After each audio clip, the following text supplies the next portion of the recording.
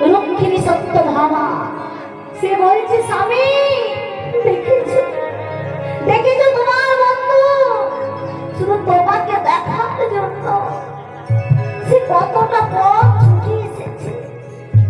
দেখো দেখো পথের দাঁড়িয়ে দাঁড়িয়ে কাঁদছে। তুমি তুমি একবার ওকে দেখা দাও স্বামী। গোবিন্দ বলছি, রুক্মিণী তুমি একটু ধৈর্য ধরো। আমার বন্ধু যখন অতটা পথ হেঁটে এসেছে সে নিশ্চয়ই আমার কাছে আসবে।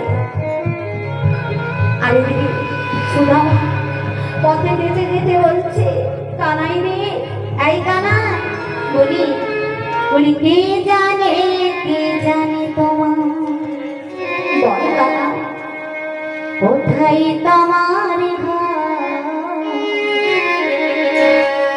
কে বা তোমার আপন দয়া,